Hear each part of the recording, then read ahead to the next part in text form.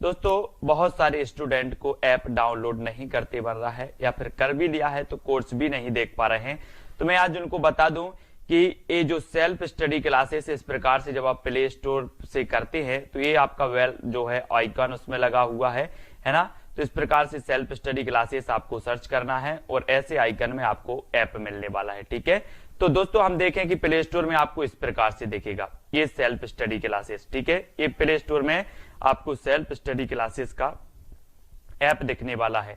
ठीक है, ये इमेज उसमें डली है, ये आइकन, ये लोगो उसमें डला है। ठीक है, अब दोस्तों इसको इंस्टॉल करना है, यहां से आप इंस्टॉल करेंगे।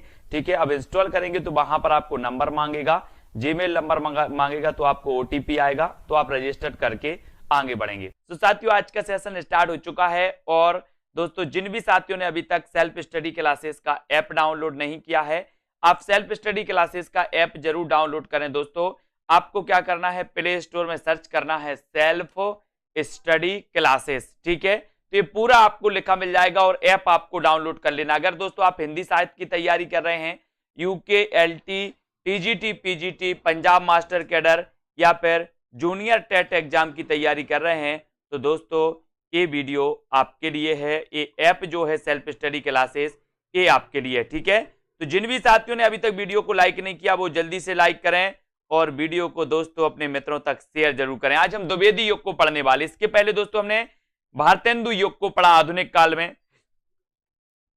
आज अपन द्विवेदी युग को पढ़ेंगे। द्विवेदी युग में आपको बताना है कि द्विवेदी युग का जो नामकरण किया गया वो किसके नाम पर किया गया, ये आपको चयन करना है। ठीक है, तो सभी साथी ऐसे हैं जिन्होंने सेल्फ स्टडी क्लासेस का ऐप डाउनलोड कर लिया है, तो जल्दी जल्दी से फटाफट से उत्तर बताएंगे। द्विवेदी युग नामकरण किया है तो किसने किया है बताइए, है ना, किसके नाम पर किया गया है, ये क्वेश्चन आपको बताना है। तब आपका यहां पर बिल्कुल द्विवेदी युग नामकरण किया गया ये आपसे पूछा गया और आपने बिल्कुल सही आंसर चयन किया है कि महावीर प्रसाद द्विवेदी। महावीर प्रसाद द्विवेदी के नाम पर दोस्तों द्विवेदी युग का नाम पड़ा और महावीर प्रसाद द्विवेदी आपको पता है कि द्विवेदी युग के श्रेष्ठ दोस्तों कवि लेखक माने जाते हैं। और द्विवेदी जो महावीर प्रसाद द्विवेदी हैं, ये सरस्वती पत्रिका के क्या बने थे, सरस्वती पत्रिका के दोस्तों ये संपादक बने थे। कब बने थे, 1903 में। और सरस्वती पत्रिका यानी कि दोस्तों 1900 ईस्वी से ही द्विवेदी युग का आरंभ माना जाता है, 1900 ईस्वी से। ठीक है, ये आपको याद रख लेना। द्विवेदी युग का नामकरण महावीर प्रसाद द्विवेदी के नाम पर किया गया। इन्होंने गद्य और पद्य दोनों के लिए खली बोली में सामान्य बोलचाल की भाषा को प्राथमिकता देने की वकालत की। इनके द्वारा दोस्तों रचित अनुदित व मौलिक 80 ग्रंथ हैं और इनके प्रमुख काव्य संग्रह हैं काव्य मंजूषा, सुमन, काव्य कुंज, अबला विलाप, ये सभी इनकी दोस्तों रचनाएं मानी जाती हैं। ठीक है, ये चीज आपको याद रखना है यहां पर। अब आप पढ़ते हैं अगला क्वेश्चन। अगला क्वेश्चन यहां पर आपको बताना है दोस्तों सैरंध्री के रचनाकार कौन, ये क्वेश्चन आपसे पूछा गया। तो फिलहाल यहां पर तो आपको उत्तर दिख रहा होगा कि सैरंध्री के रचनाकार कौन माने जाते हैं, तो उत्तर है आपका मैथिली शरण गुप्त। ये क्वेश्चन पूछा गया है दोस्तों, सैरंध्री के रचनाकार कौन है। सैरंध्री के रचनाकार मैथिली शरण गुप्त हैं। यह गुप्त जी द्वारा रचित नाटक है। सैरंध्री नाटक किसका है, तो मैथिली शरण गुप्त का है। इनके द्वारा रचित नाटक है रंग में भंग, राजा प्रजा, है ना, ये आपको याद रख लेना दोस्तों। वन वैभव, विकट भट्ट, ब्रहणी, ब्रजांगना, है ना, बैतालिक, शक्ति, स्वदेश, ये इनकी बहुत ही महत्वपूर्ण रचनाएं मानी जाती हैं, इनको याद रख लेना है। और सैरंध्री भी किसकी है दोस्तों, मैथिली शरण गुप्त की रचना मानी जाती है, ये आपको याद रख लेना। ठीक है, बी नंबर आपका मैथिली शरण गुप्त बिल्कुल सही हो जाएगा। ठीक है, अगला क्वेश्चन आपको यहां पर अब चयन करना है। अगला क्वेश्चन है आपका कि कौन सी रचना अयोध्या से उपाध्याय हरिऔध की है। अयोध्या से उपाध्याय हरिऔध आपको पता होगा दोस्तों, अयोध्या से उपाध्याय हरिऔध जो हैं ये द्विवेदी युग के श्रेष्ठ कवि और लेखक माने जाते हैं। अयोध्या से उपाध्याय हरिऔध ने दोस्तों खड़ी बोली का प्रथम महाकाव्य लिखा था जिसका नाम था प्रिय प्रवास, आपको पता है ना। और आपसे अगर पूछा जाए कि खड़ी बोली का प्रथम महाकाव्य कौन सा है, तो प्रिय प्रवास, है ना। अयोध्या से उपाध्याय हरिऔध की रसकला कृष्ण शतक इनकी प्रथम रचना मानी जाती है, ये भी आपको याद रख लेना, कृष्ण शतक। ठीक है, तो यहां पर अयोध्या से उपाध्याय हरिऔध की रचना नहीं है, तो कौन सी नहीं है, यहां पर आपने बिल्कुल सही उत्तर बताया कि वैदेही वनवास तो इनकी रचना है। चुभते चौपदे भी इनकी रचना है, चौके चौपदे भी इनकी रचना है। कौन सी नहीं है? विचित्र विवाह है। विचित्र विवाह इनकी रचना नहीं मानी जाती और उत्तर चला जाता है ए की तरफ। अयोध्या सिंह उपाध्याय द्वारा रचित काव्य ग्रंथ है प्रिय प्रवास, हरिऔध सतसई, मर्म स्पर्श, है ना, कल्पलता, कृष्ण शतक, प्रेम प्रपंच, रसिक रहस्य, ये सारी की सारी मानी जाती हैं दोस्तों इनके, है ना। चौके चौपदे, पारिजात भी है, ठीक है, रस कलश भी इनका ग्रंथ है।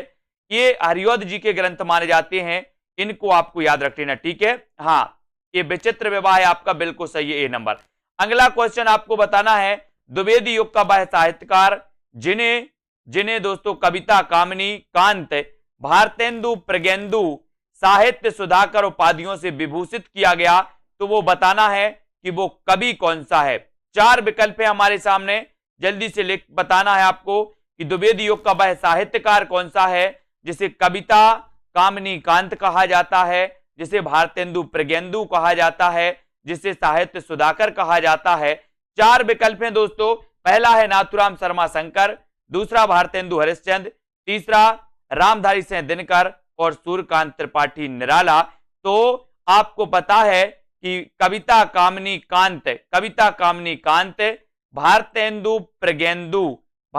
प्रज्ञेंदु, साहित्य सुधाकर आदि उपाधियों से जो सम्मानित किया गया वो किया गया नाथुराम शर्मा शंकर। नाथुराम शर्मा शंकर को, यानी कि आपका विकल्प नंबर जो ए है वो बिल्कुल सही हो जाता है, ठीक है। इन्हें भारतेंदु प्रज्ञेंदु कहा जाता है, इन्हें साहित्य सुधाकर कहा जाता है, इन्हें कविता, कामिनी, कांत कहा जाता है, यानी कि उत्तर कहां चला जाता है? एक की तरफ, ठीक है। द्विवेदी युग के साहित्यकार नाथुराम शर्मा शंकर को कविता, कामिनी, कांत, है ना, भारतेंदु प्रज्ञेंदु, साहित्य सुधाकर आदि उपाधियों से विभूषित किया गया, ये भी याद रख लेना। और अगला क्वेश्चन है, बताना है आपको मैथिलीशरण गुप्त की काव्य रचना कौन सी नहीं है, कौन सी नहीं है, ये आपसे पूछा गया। तो दोस्तों यहां पर याद रख लेना, ये सिद्धराज है, हिडिंब है, जय भारत भी है, ये कृषक क्रंदन की रचना नहीं है, यानी कि आपका उत्तर डी की तरफ जाता है। डी नंबर कृषक क्रंदन आपका सही हो जाएगा। कृषक क्रंदन ये गया प्रसाद शुक्ल स्नेही की रचना मानी जाती है। किसकी मानी जाती है? गया प्रसाद शुक्ल स्नेही की रचना है।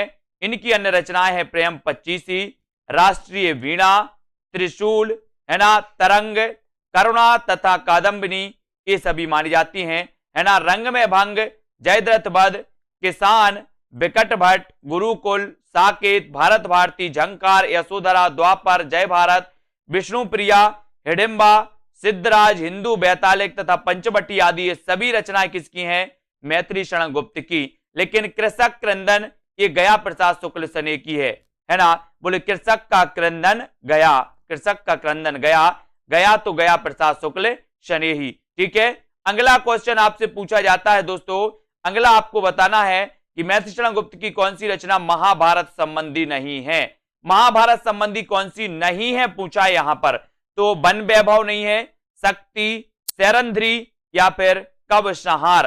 प्रश्न क्रमांक 6 और 6 में आपको चयन करना है। 6वें का आंसर क्या हो जाएगा?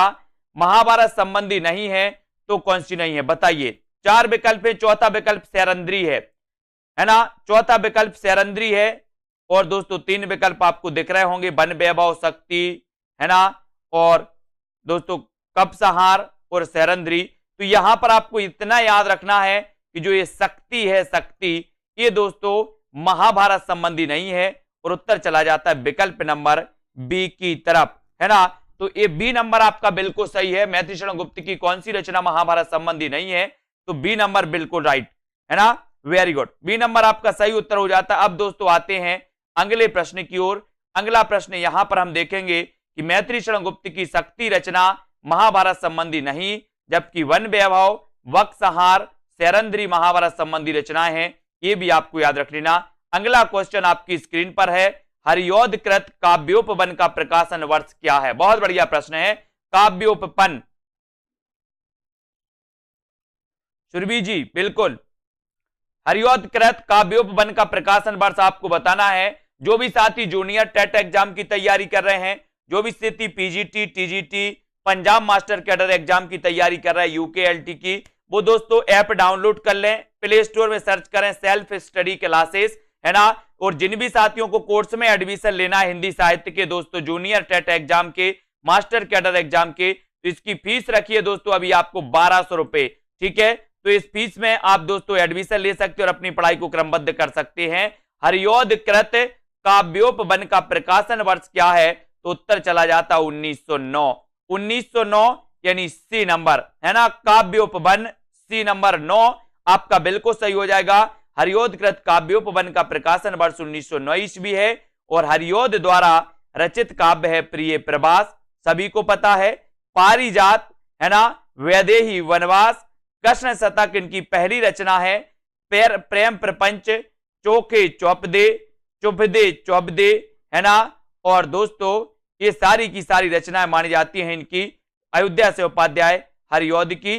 अब अगला क्वेश्चन आपको यहां पर चयन करना है, किसके साहित्य को हम सरस्वती और इंदु में जिस प्रयोगात्मक रूप में देखते हैं वही उस साहित्य का असली रूप है। किसके साहित्य को बताइए, 8 का प्रश्न बताना है। किसके साहित्य को हम सरस्वती और इंदु में जिस प्रयोगात्मक रूप में देखते हैं वही उस साहित्य का असली रूप है।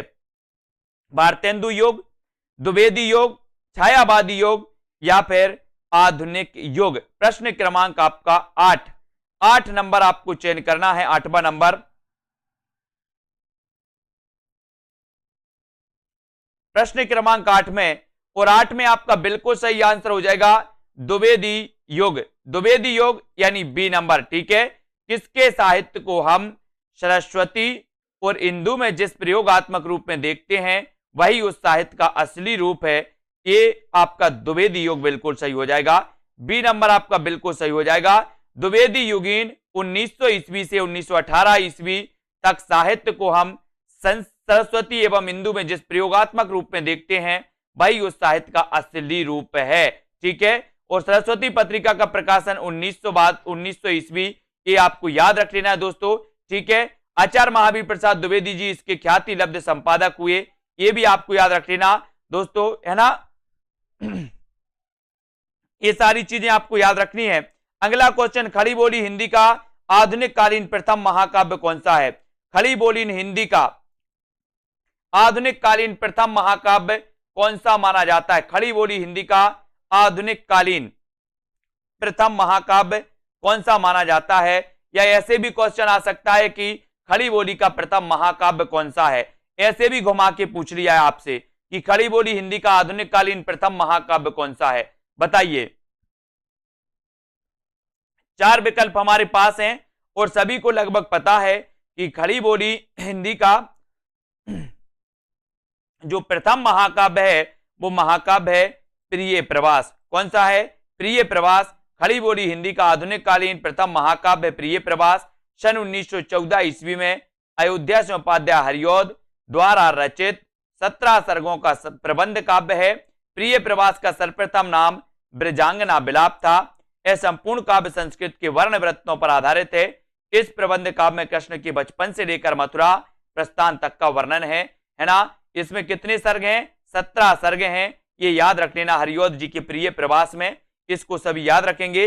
विख्यात जीवन व्रत हमारा लोक हित एकांत था, आत्मा अमर है देह नश्वर ए अटल सिद्धांत था। उपर्युक्त पंक्तियां किस कृति में संग्रहित हैं, बताइए किस कृति में संग्रहित हैं।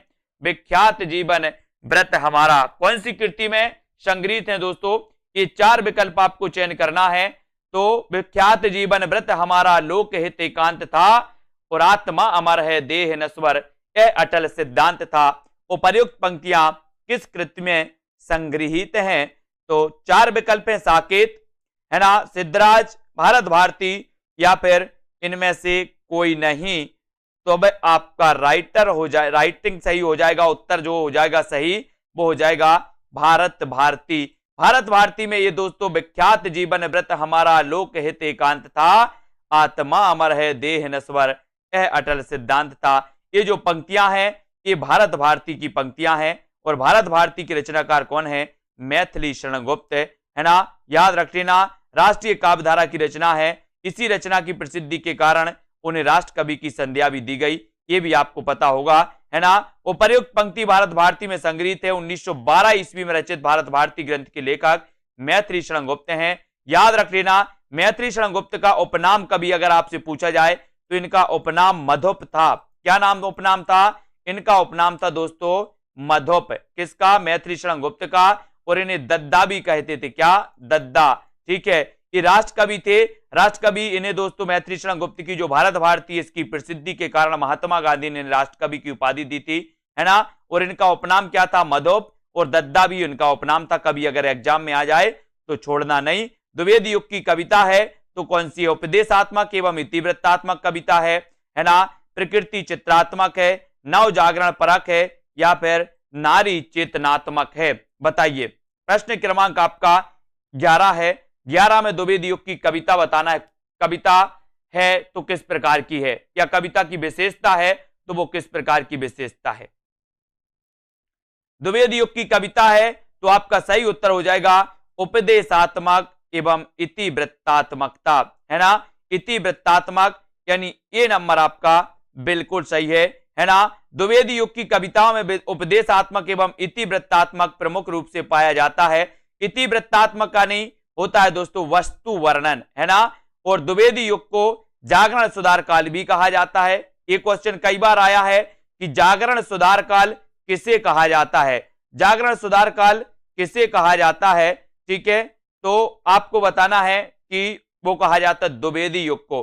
ठीक है, अगला है मैत्री शरण गुप्त ने इतिहास के उपेक्षित नारी पात्र को निम्न पुस्तक में प्रतिष्ठित किया, है ना। इतिहास के उपेक्षित नारी पात्र को किस पुस्तक में प्रतिष्ठित किया? बताइए।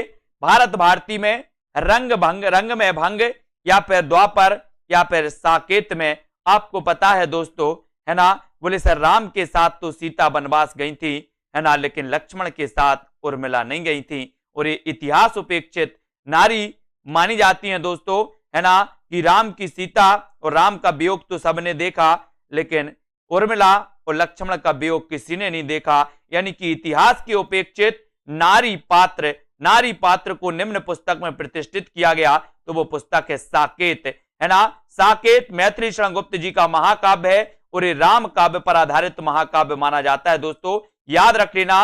और इसमें कितने सर्ग हैं? तो साकेत में 12 सर्ग हैं, ये भी आपको याद रख लेना। ठीक है, और मैत्री शरण गुप्त ने इतिहास की उपेक्षित नारी पात्र उर्मिला लक्ष्मण की पत्नी को साकेत नामक पुस्तक में प्रतिष्ठित किया।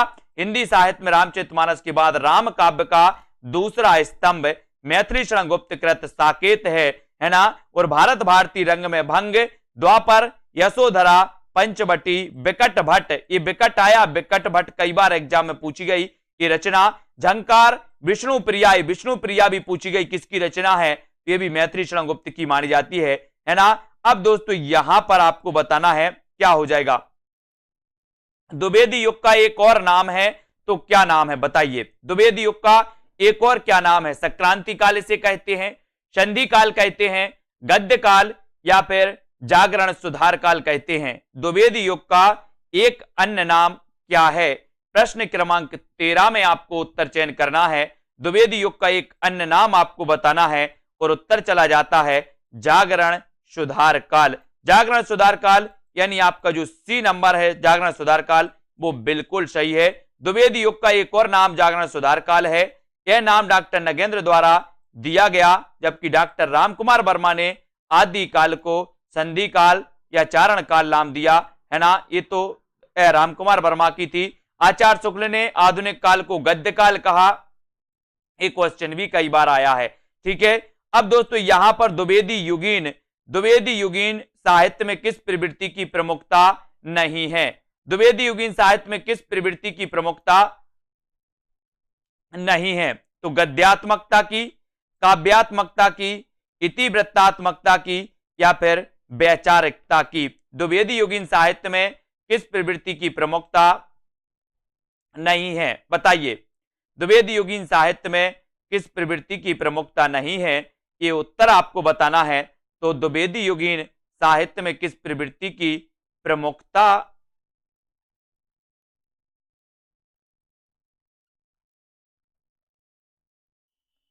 तो यहां पर आपका उत्तर हो जाएगा दोस्तों काव्यात्मकता। ये बी नंबर सही हो जाएगा। यहां पर ये डी नहीं होगा। काव्यात्मकता आपका बिल्कुल सही हो जाएगा, क्योंकि इतिवृत्तात्मकता की प्रमुख विशेषता मानी जाती है ना। तो ये बी नंबर आपका बिल्कुल सही है। गद्यात्मकता, वैचारिकता द्विवेदी युग प्रधान प्रवृत्तियां रही हैं। गद्यात्मकता भी रही है, वैचारिकता भी रही है ना, इतिवृत्तात्मकता भी रही है। नहीं रही तो कौन सी नहीं रही? काव्यात्मकता नहीं रही। और बी नंबर आपका बिल्कुल सही हो जाता है, बी नंबर। ठीक है, वी राइट आंसर हो जाएगा, काव्यात्मकता। ठीक है, राजपूतियान की कथा है तो कौन सी है? किस रचना में राजपूतियान की कथा है, ये आपको बताना है। उत्तर क्या हो जाएगा? सभी लोग बताएंगे। राजपूतियान की कथा, राजपूतियान की कथा है तो कौन सी है? सिद्धराज, रंग में भंग, पंचवटी या फिर साकेत? राजपूतियान की कथा है, आपको चयन करना है। बताइए, प्रश्न क्रमांक है आपका, है ना, यहां पर दोस्तों 15, और 15 में राजपूतियान की कथा कौन सी रही? ये 4 विकल्प में से एक विकल्प का आपको चयन करना। और आपने बिल्कुल सही आंसर बताया कि सर रंग में भंग ये राजपूतियान की कथा रही है, यानी कि बी नंबर आपका बिल्कुल सही हो जाएगा। मैथिली शरण गुप्त इसके रचनाकार हैं, रंग में भंग, है ना। अब यहां पर आते, अगला क्वेश्चन अपना है यहां पर, राजपूतियान की कथा रंग में भंग, है ना, काव्य में समाहित है। रंग में भंग काव्य ग्रंथ की रचयिता मैथिली शरण गुप्त हैं, है ना। आचार्य रामचंद्र शुक्ल ने गुप्त जी को सामंजस्यवादी कवि कहा है, रामचंद्र शुक्ल ने कहा। ठीक है, और गुप्त जी ने स्वयं को कौटुंबिक कवि मात्र कहा। इन्हें भारत भारती लिखने पर महात्मा गांधी ने राष्ट्र कवि की उपाधि दी। इनके द्वारा रचित अन्य काव्य ग्रंथ हैं दोस्तों, जयद्रथ वैद्य इनकी रचना है ना। किसान इनकी रचना है, किसान, है ना, किसान भी इनकी रचना है। विकट भट्ट इनकी रचना है। यशोधरा, भारत भारती, साकेत, गुरुकुल, है ना। विष्णु प्रिया, एक कई बार पूछी गई, विष्णु प्रिया की रचनाकार कौन है? तो ये भी आपको याद रख लेना। साकेत की कथा का मुख्य संबंध किसके चरित्र विकास से जुड़ा है? ये आपको चयन करना है। करिए, 4 विकल्प हैं और साकेत का मुख्य संबंध बताना है किसके चरित्र विकास से जुड़ा है। राम और सीता के, लक्ष्मण और उर्मिला के, भारत और मांडवी के, या फिर लक्ष्मण और सीता के? तो साकेत की कथा का मुख्य जो संबंध है वो किसके चरित्र से के विकास से जुड़ा है? सभी लोग लाइक जरूर कर देंगे। और जिन भी साथियों ने अभी तक self study classes app download नहीं किया है वो प्ले स्टोर में सर्च करें सेल्फ स्टडी क्लासेस, है ना, और ऐप डाउनलोड कर लें। जिन भी साथियों को एडमिशन लेना है कोर्स में हिंदी साहित्य, हिंदी व्याकरण के, जहां पर आपको टॉपिक वाइज टेस्ट भी मिलेंगे, जहां पर आपको हिंदी व्याकरण भी पढ़ाई जाएगी, जहां पर आपको हिंदी साहित्य भी, विस्तृत अध्ययन प्लस ट्रिकी वीडियो भी आपको पढ़ाए जाएंगे, है ना। तो साकेत की कथा का मुख्य संबंध किसके चरित्र विकास से जुड़ा है? तो वो जुड़ा है लक्ष्मण और उर्मिला, यानी कि बी नंबर आपका बिल्कुल सही है। साकेत में हम पढ़ते हैं दोस्तों कि 1931 की तो ये रचना है साकेत, है ना। साकेत गुप्त जी की सर्वश्रेष्ठ रचना है, इसे महाकाव्यों की श्रेणी में रखा गया। इसकी कथा साकेत को केंद्र बनाकर लिखी गई, है ना, और इसकी कथा वस्तु राम और सीता का ना होकर दोस्तों उर्मिला और लक्ष्मण की है। अगला क्वेश्चन है कि मैथिली शरण गुप्त द्वारा रचित जयद्रथ वध क्या है? महाकाव्य है, खंड काव्य है, प्रबंध काव्य है, या फिर इनमें से कोई नहीं? ये आपको बताना है। प्रश्न क्रमांक 17 का आंसर आपको चयन करना है। 17 का आंसर क्या हो जाएगा? और यहां पर मैथिली शरण गुप्त द्वारा रचित जयद्रथ वध ये क्या है? ये कह दे, ये बोलो खंड काव्य है। क्या है? खंड काव्य।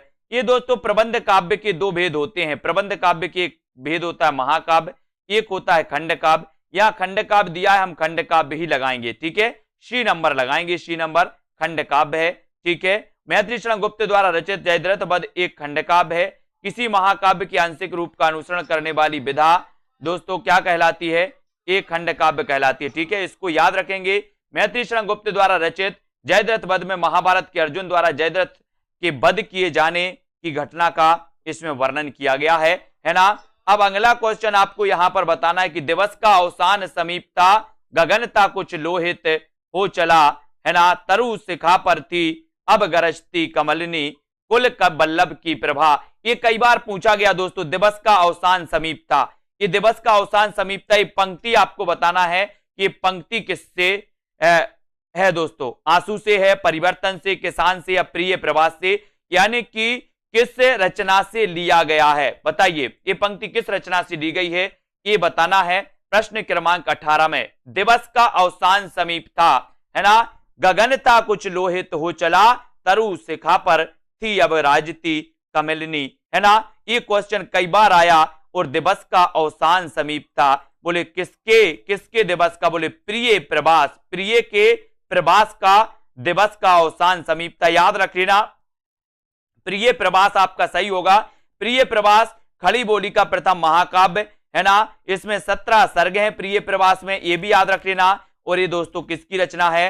अयोध्या से उपाध्याय हरिऔध, है ना। उक्त काव्य पंक्तियों का संबंध दोस्तों द्विवेदी युग के श्रेष्ठ कवि माने जाते हैं अयोध्या से उपाध्याय हरिऔध, और इन्हें कवि सम्राट कहा जाता है।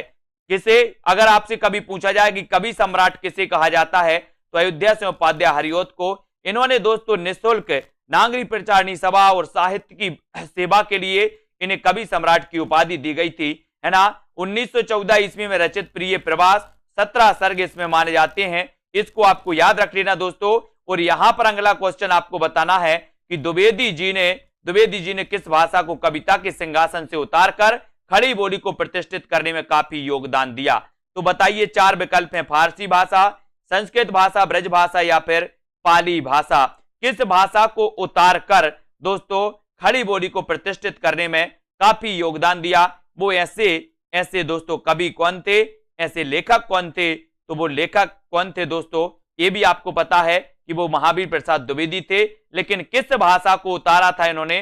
तो ब्रज भाषा को दोस्तों सिंहासन से उतारकर, कविता के सिंहासन से उतारकर खड़ी बोली को प्रतिष्ठित करने वाले जो आचार्य थे वो द्विवेदी, है ना, आचार्य महावीर प्रसाद द्विवेदी थे। तो ये आपको याद रख लेना है कि द्विवेदी जी ने ब्रज भाषा को कविता के सिंहासन से उतारकर खड़ी बोली को प्रतिष्ठित करने में काफी योगदान दिया। Fort William college Bharatendu Harishchandra तथा समकालीन साहित्यकारों के अतिरिक्त प्रयास से भारतेंदु युग तक खड़ी बोली गद्य, है ना, में प्रतिष्ठित हो गई थी दोस्तों। ये भी आपको याद रख लेना, ठीक है। अगले क्वेश्चन की ओर बढ़ेंगे। भाषा के रूप में स्थापित हो चुकी थी, परंतु कविता की भाषा अब भी ब्रज भाषा ही बनी रही, है ना। चिरगांव किस कवि का जन्म स्थान है? चिरगांव जिला झांसी, बताइए, चिरगांव जिला झांसी किस कवि का जन्म स्थान है? माखनलाल चतुर्वेदी का, मैथिली शरण गुप्त, सुमित्रा कुमारी चौहान या फिर सुमित्रा नंदन पंत? चिरगांव किस कवि का जन्म स्थान है, ये आपको बताना है। प्रश्न क्रमांक है आपका 20 का आंसर आपको बताना है कि चिरगांव किस कवि का जन्म स्थान माना जाता है। माखनलाल चतुर्वेदी का तो नहीं है, किसका है बताइए। और उत्तर आपका बिल्कुल सही आंसर हो जाएगा कि सर चिरगांव जिला झांसी, चिरगांव में जन्म हुआ था राष्ट्र कवि मैथिली शरण गुप्त का, राष्ट्र कवि मैथिली शरण गुप्त का, जिनकी रचना भारत भारती के लिए 1912, ये दोस्तों 1912 की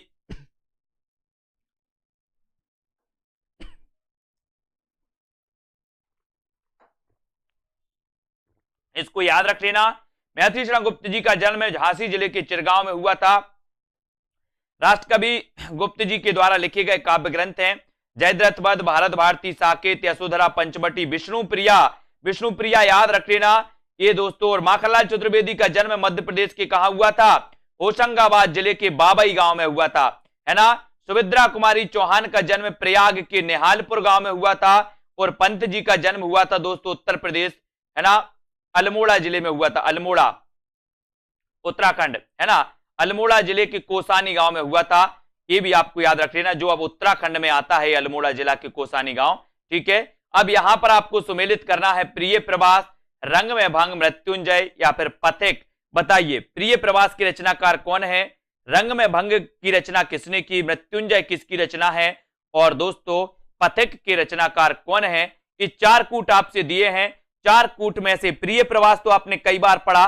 प्रिय प्रभास यानी कि दोस्तों हरिऔध की रचना महाकाव्य है ना, 1914 में लिखा गया, प्रकाशित हुआ। रंग में भंग तो आपको पता ही है, मैथिली शरण गुप्त हैं, ठीक है।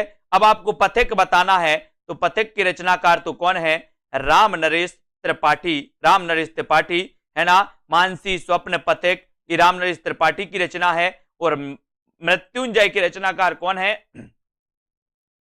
ठीक है, राय देवी प्रसाद पूर्ण, ठीक है। तो प्रिय प्रभास किसकी है, हरिऔध की, रंग में भंग मैथिली शरण गुप्त, मृत्युंजय राय देवी प्रसाद पूर्ण और पथिक राम नरेश त्रिपाठी। ठीक है, ये क्लियर, इतनी चीजें आपकी क्लियर हो गई। अगला क्वेश्चन है प्रिय प्रवास हरिओत जी की रचना है। हरिओत जी की अन्य रचनाएं चुभते चौपदे, चौखे चौपदे, वैदेही बनवास, है ना। और दोस्तों मैथिली शरण गुप्त की रंग में भंग है, ये भी आपको याद रख लेना। पथिक, पथिक रामनरेश त्रिपाठी की है। ठीक है, मृत्युंजय राय देवी प्रसाद पूर्ण की रचना कई बार पूछी गई। अब दोस्तों यहां पर आपसे रचना काल की दृष्टि से पूछा गया कि रचना काल की दृष्टि, रचना क्रम की दृष्टि से बताइए कृतियों का सही अनुक्रम क्या है। अगर आपको दिख रहा हो तो आप जरूर बताइएगा। प्रश्न क्रमांक रचना काल की दृष्टि से कृतियों का सही अनुक्रम बताना है तो चयन करिए रचना काल की दृष्टि से। और रचना काल की दृष्टि से इसका सही जो उत्तर है दोस्तों, रचना काल की दृष्टि से, सभी लोग वीडियो को लाइक जरूर कर दिएगा। ये दोस्तों आपका प्रिय प्रवास, साकेत, तुलसीदास और कृष्णायन, ये माने जाती है, बिल्कुल सही है। इनके बारे में अपन यहां पर पढ़ेंगे कि प्रिय प्रवास का रचना काल 1914, साकेत 1931, तुलसीदास 1938, कृष्णायन 1943, है ना। प्रिय प्रवास अयोध्या से उपाध्याय हरिओत की, साकेत मैथिली शरण गुप्त की, तुलसीदास सूर्यकांत त्रिपाठी निराला की रचना है तुलसीदास, और कृष्णायन द्वारिका प्रसाद की रचना है। ठीक है, इनको आपको याद रख लेना। और दोस्तों आपको पता है कि हिंदी में रामचरितमानस के बाद राम काव्य का जो दूसरा स्तंभ माना जाता है वो साकेत महाकाव्य माना जाता है। राम काव्य पर आधारित महाकाव्य है दोस्तों, इसको अपन को याद रख लेना है। फिर बढ़ते हैं अगले क्वेश्चन की ओर। अगला क्वेश्चन आपको यहां पर चयन करना है। अगला क्वेश्चन आपको बताना है कि यहां पर चयन करिए, ये है दोस्तों आपका क्वेश्चन। आपको बताना है कि करते करते तुलसीदास भी कैसे मानस नाद, है ना, महावीर का यदि उन्हें मिलता नहीं प्रसाद। उक्त पंक्तियों के रचनाकार कौन है बताइए। ये उक्त पंक्ति किसी करते तुलसीदास भी कैसे मानस नाद, महावीर का यदि उन्हें मिलता नहीं प्रसाद। उक्त पंक्तियों के रचनाकार आपको बताना है। ये पंक्ति किसकी है, ये पंक्ति आपको बताना है। और ये पंक्ति है दोस्तों मैथिली शरण गुप्त की, है ना। उक्त कवियों की रचना पंक्तियों के रचनाकार राष्ट्रकवि मैथिली शरण गुप्त हैं, है ना। और दोस्तों मैथिली शरण गुप्त की निम्न कृतियां भारत भारती, पंचवटी, यशोधरा, झंकार, झंकार भी इनकी रचना है। ठीक है, तो ये मैथिली शरण गुप्त की पंक्ति मानी जाती है, पूछी गई है कई बार। और अगला क्वेश्चन है इतिवृत्तात्मकता किस काव्य युग की प्रमुख विशेषता है। ये क्वेश्चन तो कई बार आया, इतिवृत्तात्मकता के बारे में आपसे पूछा जाता है। और जिन भी साथियों ने अभी तक self study classes app download नहीं किया है वो आज ही दोस्तों सेल्फ स्टडी क्लासेस ऐप को डाउनलोड कर लें। ठीक है, और दोस्तों अपनी पढ़ाई को स्टार्ट कर दें। जिन भी साथियों को जूनियर टेट एग्जाम के लिए कोर्स में एडमिशन लेना है, जिन भी साथियों को टीजीटी पीजीटी के लिए कोर्स में एडमिशन लेना है, तो फीस मात्र 1200 रखी गई है। 1 साल तक वैलिड रहेगा ये आपका कोर्स, है ना। तो आप अध्ययन कर सकते हो। इतिवृत्तात्मकता किस युग की प्रमुख विशेषता है, उत्तर चला जाता है द्विवेदी युग की, है ना। इतिवृत्तात्मकता मतलब होता है वस्तु वर्णन, है ना। और वस्तु वर्णन द्विवेदी युग की प्रमुख विशेषता है, जिसकी सबसे मुख्य विशेषता देशभक्ति एवं राष्ट्रीय जागरण का उद्दीप्त स्वर माना जाता है। अगला क्वेश्चन आपकी स्क्रीन पर है साथियों, वैदेही बनवास के लेखक कौन है, आपको चयन करना है। 25 का उत्तर आपको बताना है। वैदेही बनवास, और अपन ने पढ़ी है दोस्तों, है ना, कौन कौन सी पढ़ी है, पारिजात पढ़ ली, कृष्ण शतक पढ़ ली, रसकलश पढ़ ली, प्रिय प्रवास पढ़ ली, वैदेही बनवास पढ़ ली, चौके चौपदे पढ़ ली, चुभते चौपदे पढ़ ली। ये सारी रचनाएं किसकी मानी जाती हैं, है ना। ये सारी रचनाएं मानी जाती हैं दोस्तों किसकी, अयोध्या से उपाध्याय हरिओत की। इन्हें कवि सम्राट कहा जाता है, ये भी याद रख लेना। कवि सम्राट की उपाधि से सम्मानित किया गया इनके लिए। और दोस्तों अयोध्या से उपाध्याय हरिओत, याद रख लेना, ये द्विवेदी युग के श्रेष्ठ कवि माने जाते हैं। इनकी वैदेही बनवास इनकी रचना है और कई बार पूछी भी गई है। आधुनिक हिंदी कविता में द्विवेदी युग का समय बताना है, द्विवेदी युग की सीमा बताना है दोस्तों। द्विवेदी युग का काल क्या था, इसका चयन आपको करना है। सभी लोग राइट जरूर कर देना, सभी लोगों को राइट जरूर करना है। ठीक है, और दोस्तों है ना, पूरा आपको राइट यहां पर करना है। ठीक है, तो आधुनिक हिंदी कविता में द्विवेदी युग का काल सीमा कब तक माना जाता है, ये उत्तर आपको बताना है। जल्दी से बताएं अनीता जी, एक ही प्रश्न में थोड़ी बैठे रहेंगे अपन लोग, है ना। बताइए आधुनिक हिंदी कविता में द्विवेदी युग का काल सीमा कब तक माना जाता है। जितना आपके लिए इंपॉर्टेंट होता है वो आपको बताया जाता है। ठीक है, और जिनको एक्स्ट्रा पढ़ना है वो बुक से भी पढ़ सकते हैं। आधुनिक हिंदी कविता में द्विवेदी युग का काल सीमा कब तक माना जाता है, तो वो माना जाता है 1900 से दोस्तों, यहां पर विकल्पानुसार जो है वो 1900 से 1918, वैसे 1900 से 1920 भी माना जाता है। याद रख लेना, क्योंकि 1918 से छायावाद का उदय हो जाता है, इसलिए विकल्पानुसार अपन उत्तर लगाएंगे 1900 से 1918, यानी कि डी नंबर। ठीक है, इसको याद रख लेना। अगला क्वेश्चन, इनमें से कौन सा कवि द्विवेदी युग का है, ये प्रश्न क्रमांक 27 का आंसर बताना है। द्विवेदी युग का कवि कौन सा है, ये बताइए। बद्रीनारायण चौधरी प्रेमघन, राधा कृष्णदास, है ना, जसवंत सिंह, गया प्रसाद शुक्ल स्नेही। प्रश्न क्रमांक 27 बताइए, द्विवेदी युग का है तो कौन सा है, इनमें से कौन सा कवि द्विवेदी युग का है, ये आपको चयन करना है। तो द्विवेदी युग का कवि कौन सा है, बद्रीनारायण चौधरी प्रेमघन है क्या, है ना, राधा कृष्णदास है, जसवंत सिंह है, या फिर गया प्रसाद शुक्ल स्नेही। द्विवेदी युग का कवि कौन सा है, 4 विकल्प हैं। सेल्फ स्टडी क्लासेस ऐप जरूर डाउनलोड करना है आपको साथियों, है ना, और आपको विस्तृत अध्ययन पढ़ना है, ट्रिक से पढ़ना है, टॉपिक वाइज टेस्ट भी लगाना है। तो एक ही कोर्स में आपको ये सब कुछ मिलने वाला है। मात्र एक कोर्स आपको 1200 रुपए में दोस्तों, एडमिशन इसमें आप ले सकते हो, कभी भी ले सकते हो। और द्विवेदी युग का कभी आपसे पूछा गया तो आपने बता दिया गया प्रसाद शुक्ल स्नेही, और उत्तर चला जाता है डी की तरफ। डी नंबर आपका बिल्कुल सही हो जाता है। ये द्विवेदी युग के कवि माने जाते हैं, कौन, गया प्रसाद शुक्ल स्नेही जी। इनको अपन को याद रख लेना है। और यहां पर दोस्तों याद रख लेना है, बद्रीनारायण चौधरी की बात करें तो इनका पूरा नाम था बद्रीनारायण चौधरी प्रेमघन, है ना। और दोस्तों आपको पता है कि ये प्रेमघन का जन्म हुआ था 1855 में, आपको पता होगा, है ना।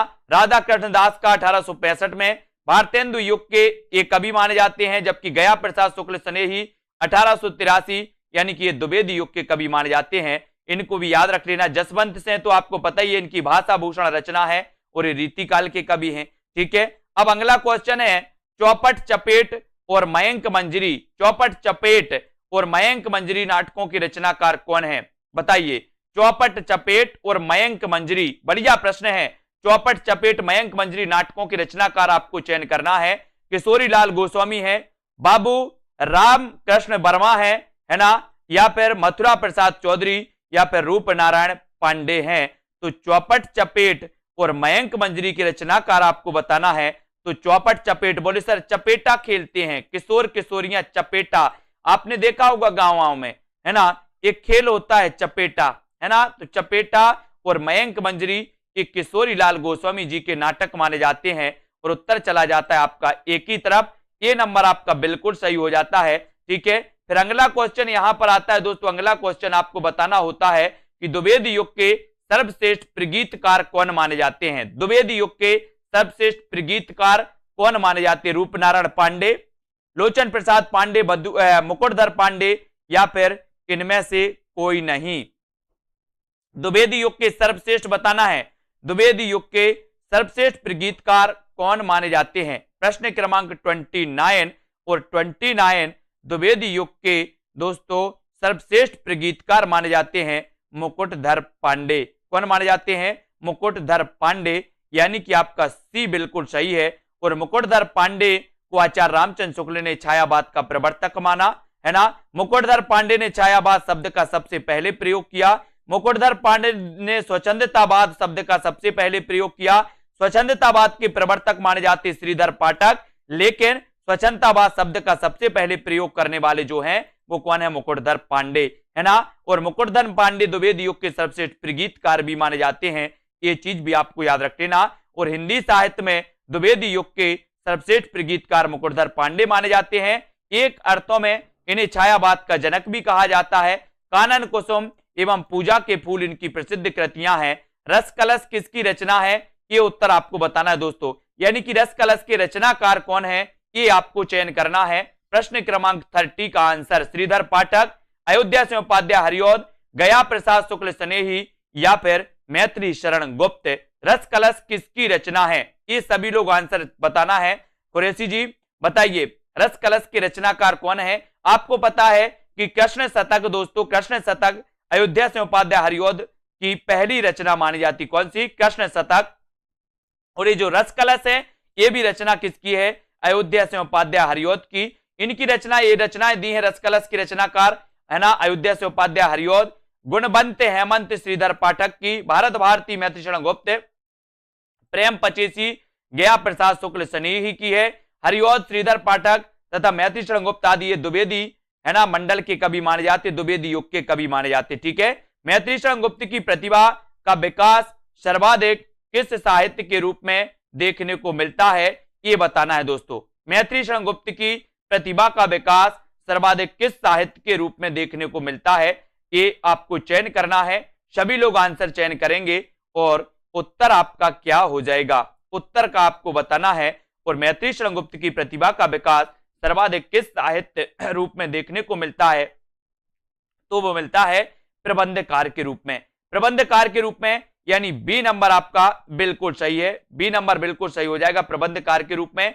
इसको याद करेंगे है ना। मैत्रीशरण गुप्त की प्रतिभा का विकास सर्वाधिक प्रबंधकार के रूप में हिंदी साहित्य में देखने को मिलता है। ठीक है, रंग में भंग 1909, जयद्रथ वध, किसान, विकट भट्ट, गुरुकुल, साकेत, भारत भारती, झंकार, यशोधरा, द्वापर, जय भारत, पंचवटी, हिडिंबा, विष्णु प्रिया, इस सारी की सारी रचनाएं किसकी मानी जाती हैं, मैत्रीशरण गुप्त की।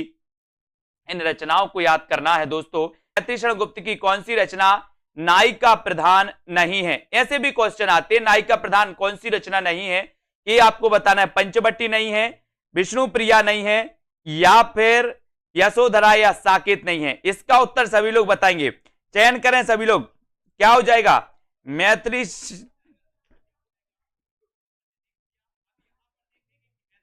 मैत्रीशरण गुप्त की कौन सी रचना आपको बताना है, कौन सी रचना नायिका प्रधान नहीं है, ये रचना आपको चयन करना है।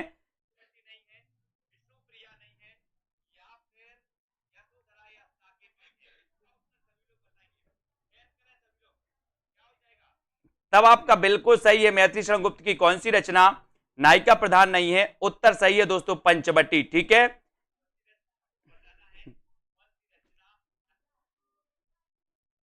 पंचवटी 1925, साकेत 1931, यशोधरा 1932, है ना। इन रचनाओं को आपको याद रखना है।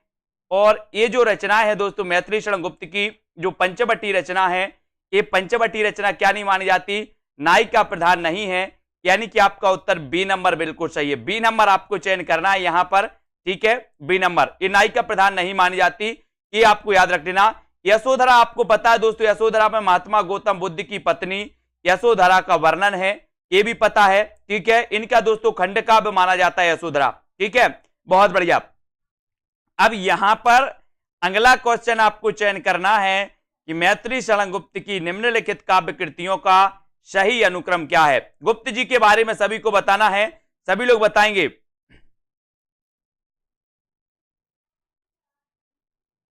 बताइए, मैत्रीशरण गुप्त की काव्य कृतियों का सही अनुक्रम आपको चयन करना है, बताइए। हर्षदीप जी, सुरेंद्र अहिरवाल जी, रतन जी, सरोज जी, दारसू जी, खुरेसी जी, हाँ चयन करेंगे सभी लोग। उत्तर क्या हो जाएगा, मैत्रीशरण गुप्त की निम्नलिखित काव्य कृतियों का सही अनुक्रम आपको चयन करना है। क्या उत्तर सही हो जाएगा, मैत्रीशरण गुप्त की निम्नलिखित काव्य कृतियों का सही अनुक्रम आपको बताना है।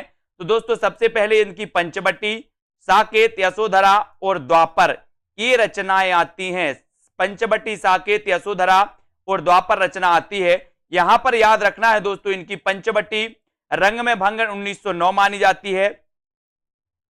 ठीक है, जयद्रथ वध 1910 मानी जाती है, भारत भारती 1912, किसान 1917, पंचवटी 25, हिंदू 27, है ना, और विकट भट्ट 1929।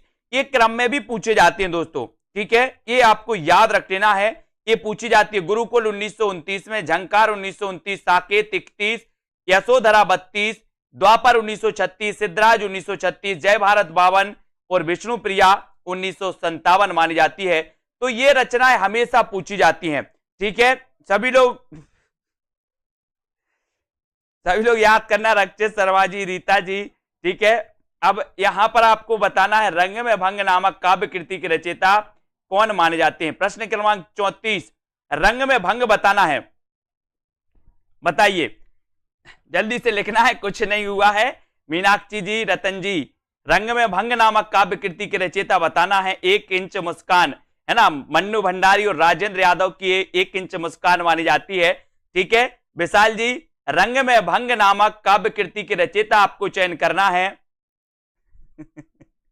देवेंद्र जी, रंग में भंग नामक काव्य कृति के रचयिता आपको चयन करना है और उत्तर सही हो जाएगा आपका क्या, मैथिली शरण गुप्त। मैथिली शरण गुप्त यानी कि सी नंबर सभी लोगों को पता है, रंग में भंग आपका बिल्कुल सही आंसर हो जाएगा। ठीक है, इस सी नंबर आपका बिल्कुल सही हो जाएगा। इस सी आपने जो चयन किया है बिल्कुल राइट आंसर है। रंग में भंग नामक कृति राजपूतानी आनबान। ऐसा भी क्वेश्चन कई बार आता है दोस्तों कि निम्न में से बताइए कि राजपूतानी आनबान की कथा पर आधारित कौन सी रचना है, तो वो है दोस्तों इनकी रंग में भंग। रंग में भंग ये आपको याद रख लेना है। ठीक है, वेरी गुड। खड़ी बोली हिंदी का प्रथम महाकाव्य कौन सा है, ऐसा क्वेश्चन आता है और मैंने आपको बताया भी था। खड़ी बोली हिंदी का प्रथम महाकाव्य और खड़ी बोली हिंदी के प्रथम महाकवि, ये चयन करिए कौन माने जाते हैं। कविता कौमुदी, उद्धव चरित्र, प्रिय प्रवास या फिर लोकायतन। खड़ी बोली हिंदी का प्रथम महाकाव्य कौन सा है। खड़ी बोली हिंदी का प्रथम महाकाव्य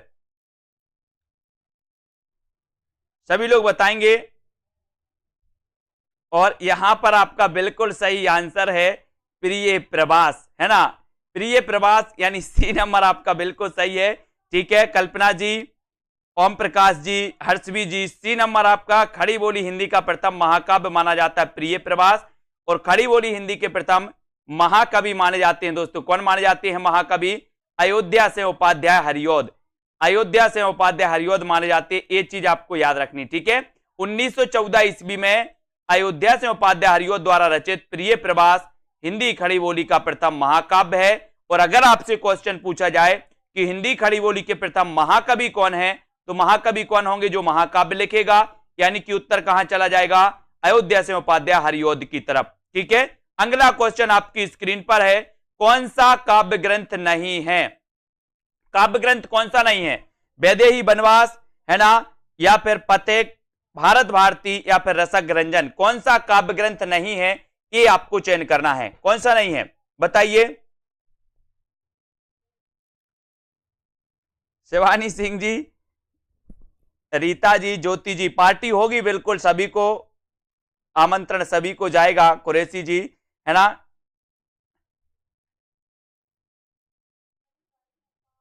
बहुत बढ़िया।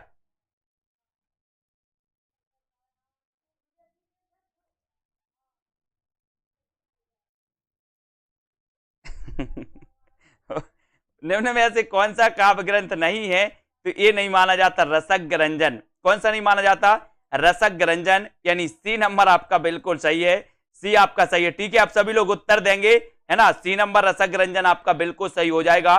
ठीक है, अब यहां पर आते हैं, यहां पर आते दोस्तों, रसक रंजन काव्य ग्रंथ नहीं है, तो ये भारत भारती राष्ट्रकवि मैथिली शरण गुप्त द्वारा 1912 में रचित काव्य ग्रंथ भारत भारती है। ठीक है, जिसमें गुप्त जी ने देश प्रेम एवं राष्ट्रीयता की स्वर दिया है और इसी कारण भारत भारती रचना को अंग्रेजी सरकार द्वारा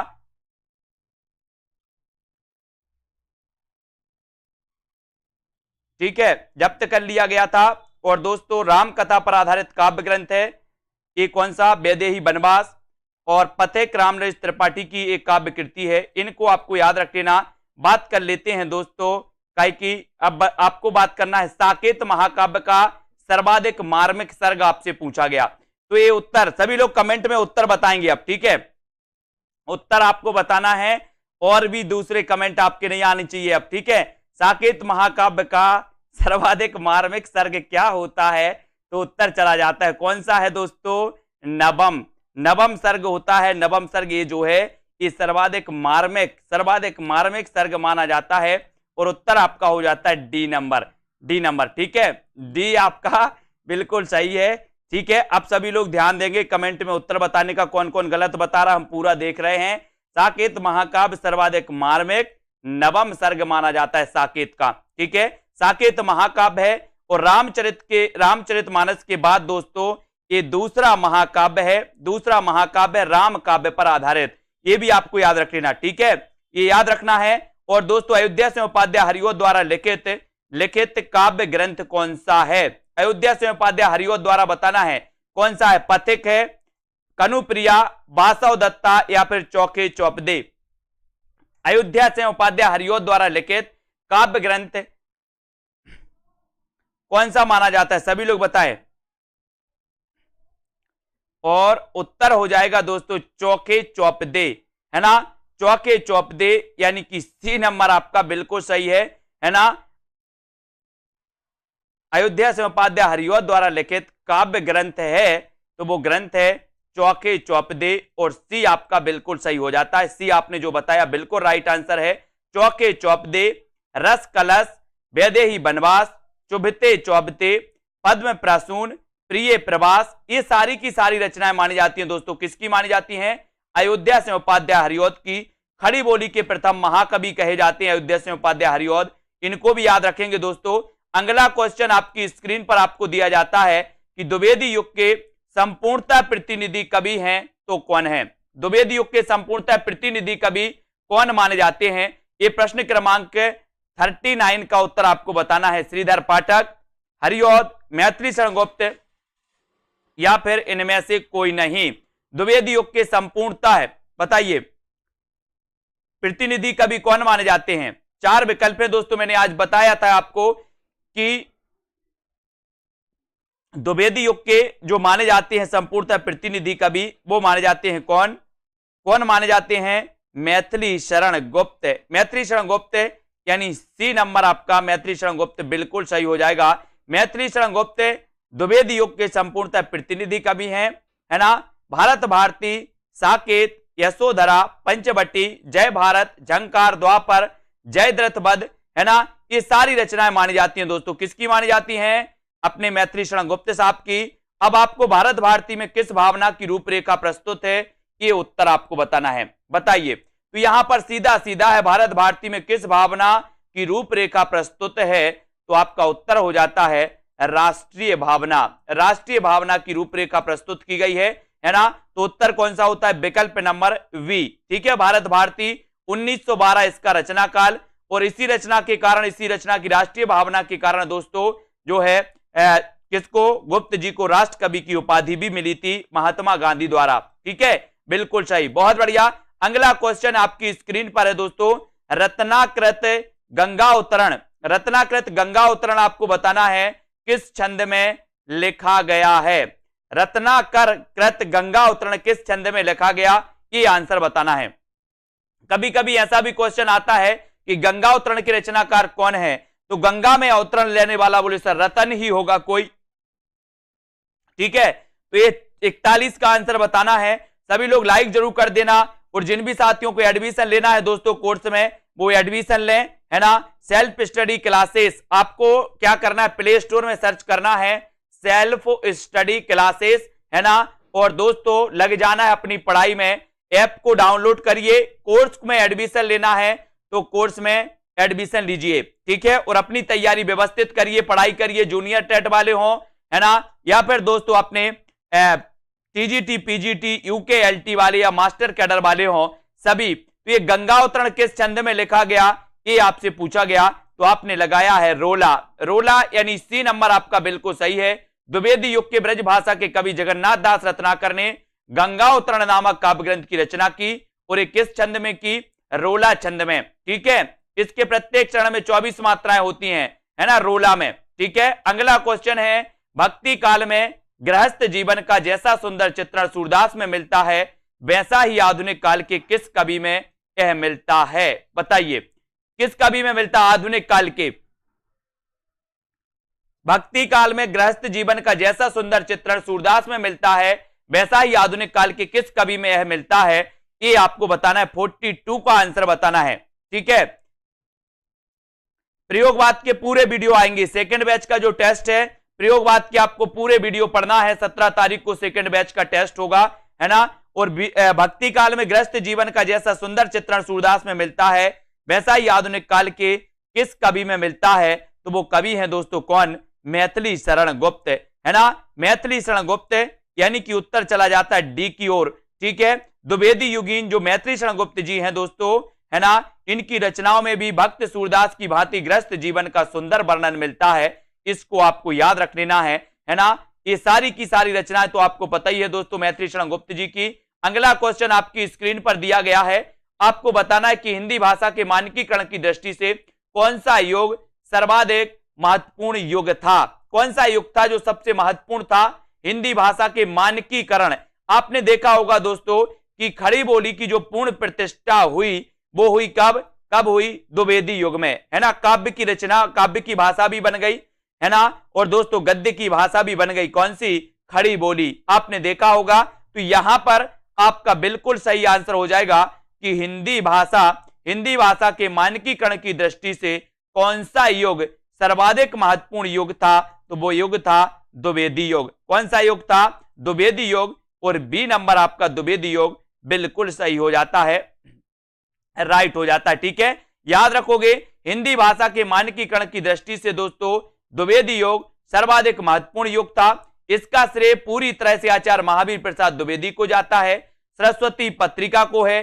द्विवेदी जी वर्तनी, शुद्धता, उचित शब्दों, ब्राह्म चिन्हों के प्रयोग इत्यादि पर विशेष जोर दिया करते थे, ठीक है। और भारतेंदु युग को नव जागरण युग के नाम से जाना जाता है, ये आपको पता है दोस्तों। गद्य का विकास काल माना जाता है, प्राय सभी आधुनिक गद्य विधाओं का विकास इसी काल में हुआ था दोस्तों, ये आपको याद रख लेना, भारतेंदु युग में। और हिंदी कविता में मुक्तक छंद का प्रवेश छायावाद की प्रमुख देन है, मुक्तक छंद का, ठीक है। और परंपरा में दोस्तों हटकर नए भावबोधों का प्रकाशन प्रगतिवाद की प्रमुख उपलब्धि है, ये तो आपको पता ही है, मुक्त छंद का, ठीक है। किसान की रचनाकार कौन है, किसान, बताइए किसान की रचनाकार कौन है। 44 का उत्तर सभी लोग लाइक करेंगे, जो भी हमारे साथी हैं दोस्तों। यूपी टेट का भी नोटिफिकेशन आ गया, आप बढ़िया तैयार करिए, है ना। यूपी टेट में जो हिंदी पूछी जाती है, हिंदी की रचनाएं पूछी जाती हैं, उन रचनाओं को मैंने बहुत अच्छे से याद करवाया है, आप लोग पढ़ते रहिए। उन रचनाओं में दोस्तों किसान की रचनाकार आपको बताना है, तो किसान के रचनाकार माने जाते हैं कौन, बोले सर किसान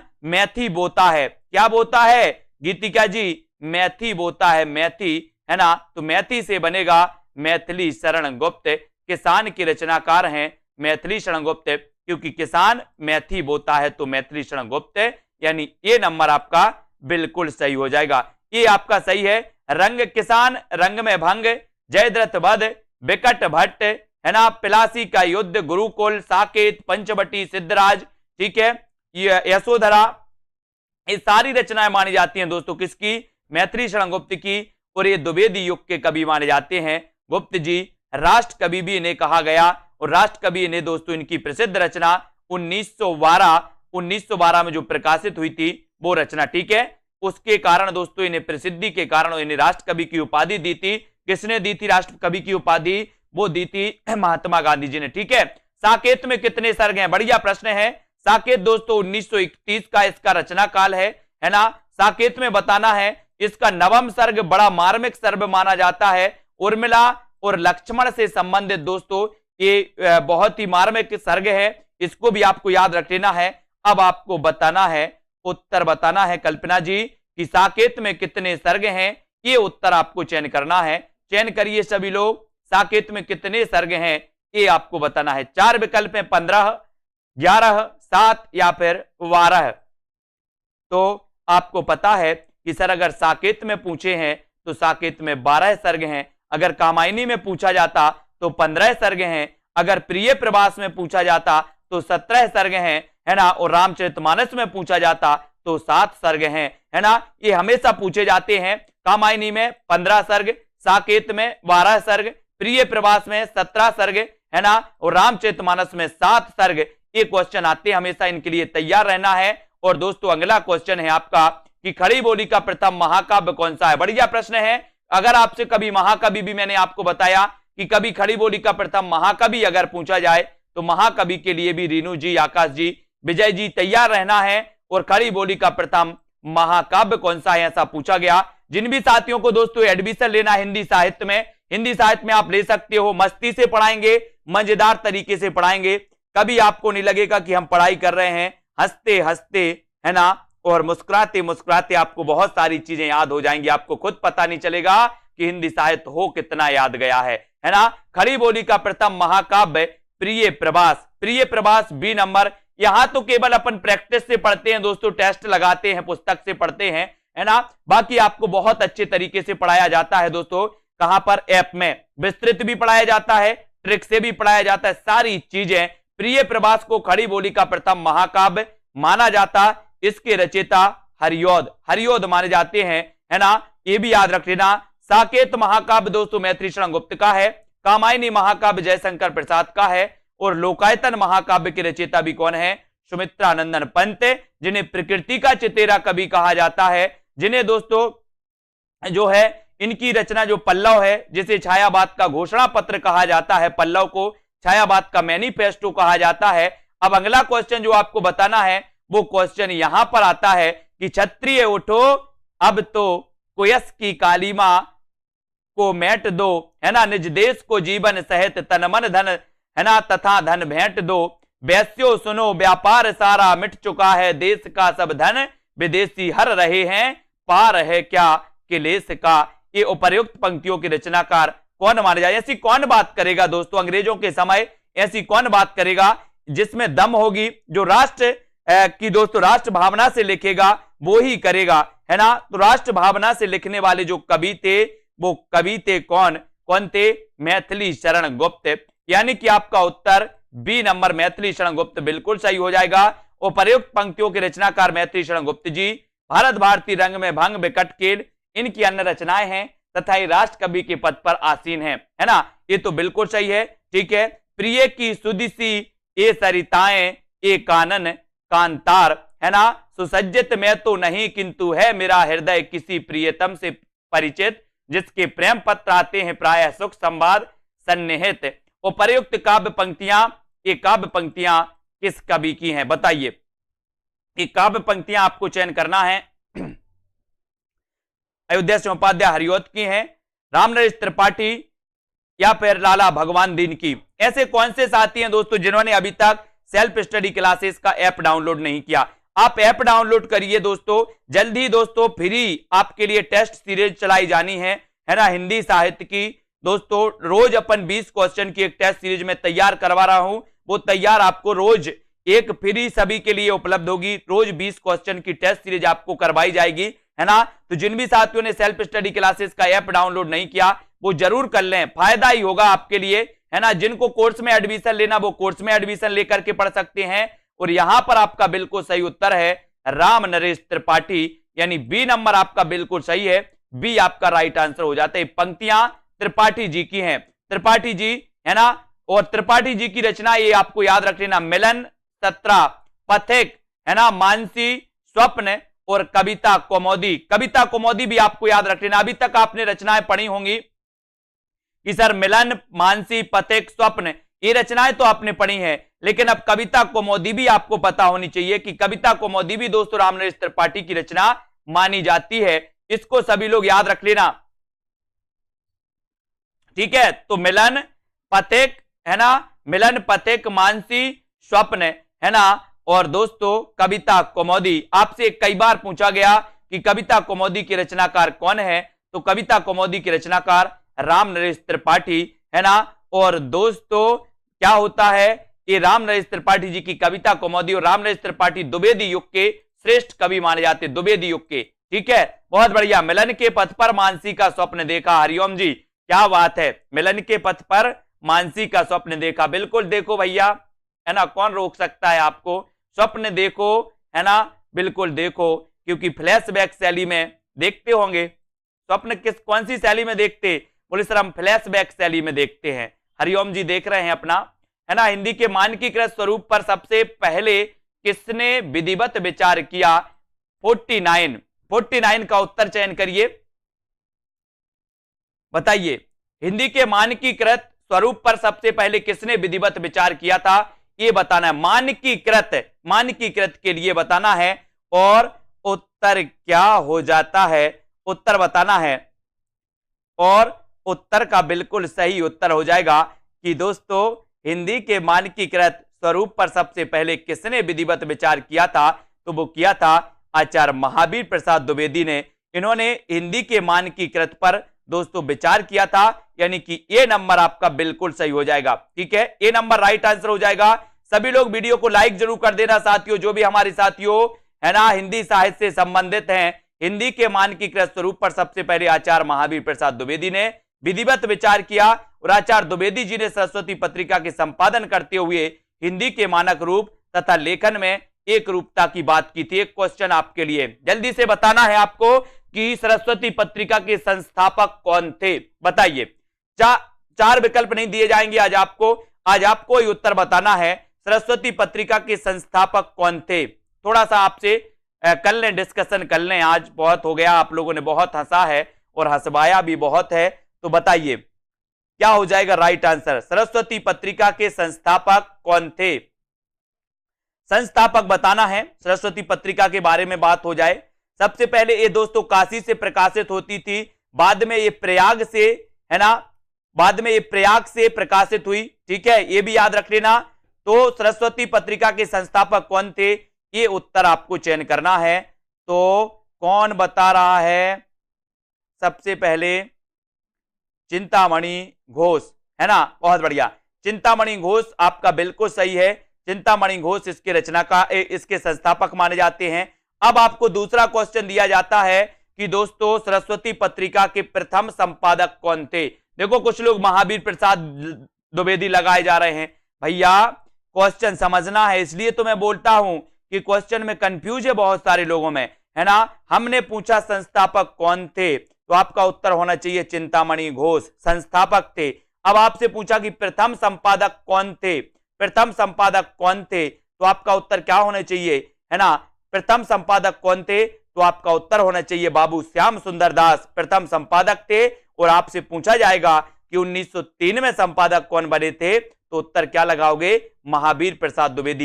ये तीन क्वेश्चन कंफ्यूजन वाले होते हैं, कभी संस्थापक पूछ लिया जाता है तो आप संपादक लगा के आते हो, कभी संपादक पूछ लिया जाता है तो महावीर प्रसाद द्विवेदी लगा के आते हो। ऐसा नहीं करना है अब आपको, है ना। संस्थापक पूछे तो संस्थापक लगाना चिंतामणि घोष, संपादक पूछे तो संपादक लगाना है दोस्तों प्रथम संपादक में श्याम सुंदर दास, और 1903 में कौन बने थे, तो क्या बताओगे, महावीर प्रसाद द्विवेदी, ठीक है, बहुत बढ़िया।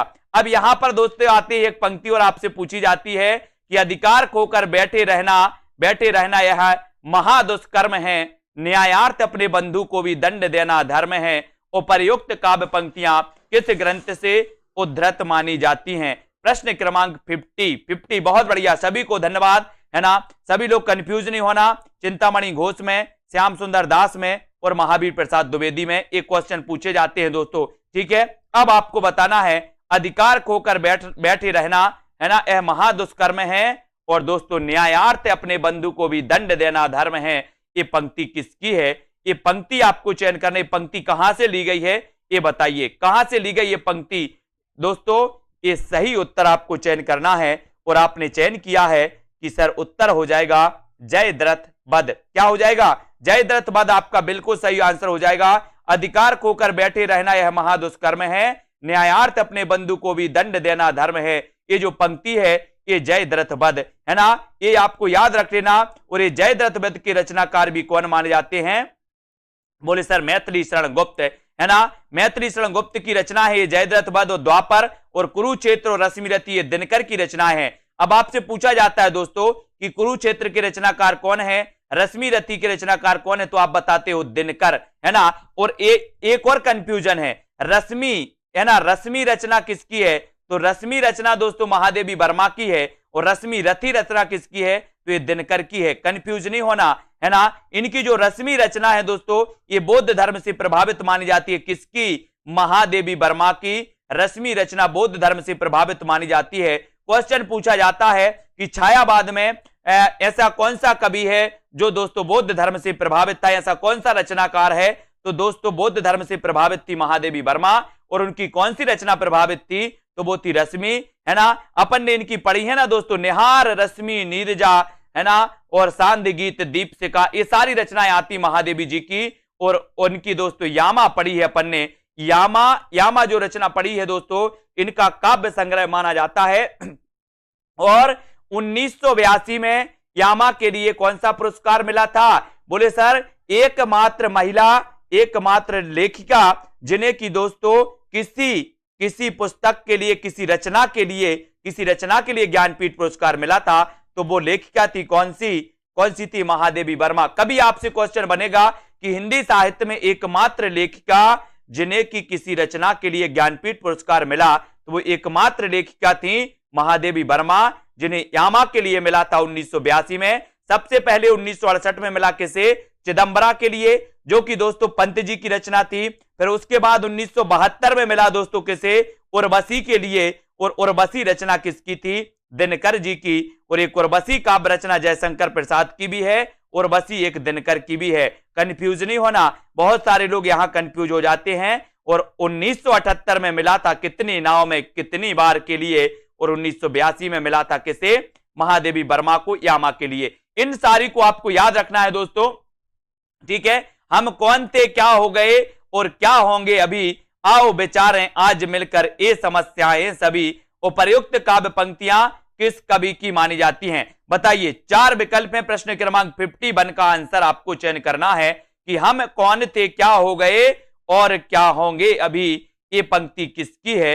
ये पंक्ति सभी लोग बताना है और उत्तर क्या हो जाएगा। ये पंक्ति कहां से ली गई दोस्तों? और ये पंक्ति आपने बहुत बढ़िया तरीके से बताया है कि सर ये जो पंक्ति है, ये पंक्ति मैथिली शरण गुप्त की है। यानी कि बी नंबर आपका मैथिली शरण गुप्त बिल्कुल सही आंसर है। जिन भी साथियों ने बताया उनका आंसर बिल्कुल सही है ना? बी नंबर आपका राइट आंसर। हम कौन थे, ये समस्याएं, है ना, सभी वाक्य पंक्तियां मानी जाती हैं दोस्तों गुप्त जी की। और प्रकाशन काल की दृष्टि से मैथिली शरण गुप्त के काव्य ग्रंथों का सही अनुक्रम आपको बताना है। बताइए। प्रश्न क्रमांक 4 और 4 में आपको पता है, 4 में बताना है दोस्तों आंसर क्या हो जाएगा। मैथिली शरण गुप्त के काव्य ग्रंथों का सही अनुक्रम चयन करना है। जो भी हमारे साथी जूनियर टेट एग्जाम की तैयारी कर रहे हैं, मैं एक लास्ट में बहुत अच्छी टिप्स भी दूंगा, है ना। पढ़िए और निरंतर अध्ययन करिए। ये क्लास रोज अपनी 9 बजे होती है दोस्तों। हिंदी साहित्य की कंटिन्यू 1 साल से चल रही है और 1 साल तक आगे तक चलती रहेगी, ठीक है। पढ़ते रहिए। जिन भी साथियों को कोर्स में एडमिशन लेना, कोर्स में एडमिशन लीजिए। मात्र 1200 रुपए कोर्स की प्राइस अपन ने रखी है, जो दोस्तों सभी के लिए ज्यादा नहीं है ना, क्योंकि 3-3, 4-4 हजार आपको हिंदी साहित्य में लग रहे हैं। लेकिन दोस्तों ये अपना क्या चलता है यहाँ पर, बोले सर सुदामा पांडे का प्रजातंत्र चलता है, ठीक है। तो 1200 रुपए में आप दोस्तों आज ही एडमिशन लें और बढ़िया तरीके से अपनी पढ़ाई चालू कर दें, जहां पर आपको टेस्ट भी, व्याकरण भी, है ना, ट्रिक भी, विस्तृत अध्ययन भी, सब कुछ, ठीक है। प्रकाशन काल की दृष्टि से मैथिली शरण गुप्त के काव्य ग्रंथों का सही अनुक्रम क्या है? तो अनुक्रम है जयद्रथ वध, पंचवटी, यशोधरा और विष्णुप्रिया। ये इनकी दोस्तों क्रम माने जाते हैं। जयद्रथ वध 10, पंचवटी 25, यशोधरा 32, है ना, और विष्णुप्रिया 57, ये माने जाते हैं। तो इनके लिए तो बोले सर हम तैयार थे पहले से, है ना। तो ये याद रख लेना दोस्तों। कभी कभी जयद्रथ वध के रचनाकार कौन है? तो मैथिली शरण गुप्त। पंचवटी के रचनाकार कौन है? मैथिली शरण गुप्त। यशोधरा किसकी रचना है? तो यशोधरा ये खंड काव्य माना जाता है, इसको भी याद रख लेना है, ठीक है। अब यहां पर याद रखेंगे कि विष्णुप्रिया के रचनाकार कौन है? तो विष्णुप्रिया याद रख लेना। कई बार दोस्तों कंफ्यूज होते लोग, बोले सर रसिक प्रिया केशव दास, है ना, रसिक प्रिया केशव दास। और दोस्तों विष्णुप्रिया ये दोस्तों मैथिली शरण गुप्त की कवि प्रिया के रचनाकार भी कौन माने जाते हैं? केशव दास, ठीक है। बहुत बढ़िया तरीके से दोस्तों आज अपने पढ़ा, है ना। अब आपके लिए थोड़े से कुछ मैं पूछ लेता हूं। आज अपन ने द्विवेदी युग के बारे में पढ़ लिया है। द्विवेदी युग के कुछ और प्रश्न हैं जिनके बारे में अपन यहां पर चर्चा करेंगे, है ना, कि द्विवेद खड़ी बोली का पहला महाकाव्य कौन सा है? ये तो आपको पता ही है, प्रिय प्रवास है, सभी को पता है, ठीक है। मैथिली शरण गुप्त के दोस्तों रचनाओं में इनकी रचनाएं दोस्तों ली जाती हैं कि चुभते चौबते है इनकी, पद्म प्रसून है, चौके चौपदे। एक क्वेश्चन आपके लिए है, आपको बताना है कि अयोध्या से उपाध्याय हरिऔध की प्रथम रचना कौन सी थी? अयोध्या से उपाध्याय हरिऔध की प्रथम रचना कौन सी थी? जल्दी से बताइए। ये महाकवि कहे जाते हैं, खड़ी बोली के प्रथम महाकवि। चयन करिए और कमेंट में लिखिए फटाक से। देखते हैं सबसे पहले कौन उत्तर बताता है। अयोध्या से उपाध्याय हरिऔध की प्रथम रचना कौन सी थी? कमेंट में लिखना है। भारत भारती तो सभी को पता है, लेकिन हरिऔध के बारे में आपको बताना है कि कौन सी रचना प्रथम थी। प्रथम कौन सी थी ये बताइए। और प्रथम रचना के बारे में पूछा गया, तो प्रथम रचना कौन सी थी हरिऔध जी की? बताइए। मंजू यादव जी, रविंद्र जी, करम संधू जी, रश्मि सिंह जी, बताइए। सुनील शर्मा, सीता देवी जी, बहुत बढ़िया आंसर आया है।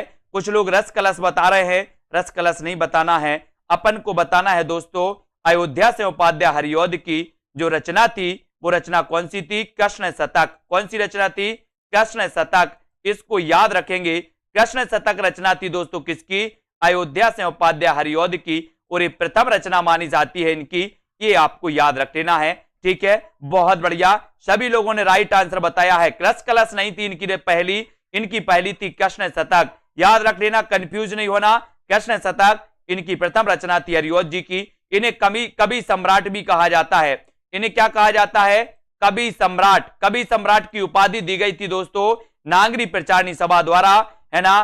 किसे? अयोध्या से उपाध्याय हरिऔध को। याद रख लेना हरिऔध जी के बारे में। और दिवस का अवसान समीपता, गगन था कुछ लोहित हो चला, किस कवि की पंक्तियां हैं? बताइए, दिवस का अवसान समीपता, गगन था कुछ लोहित हो चला, किस कवि की पंक्तियां हैं?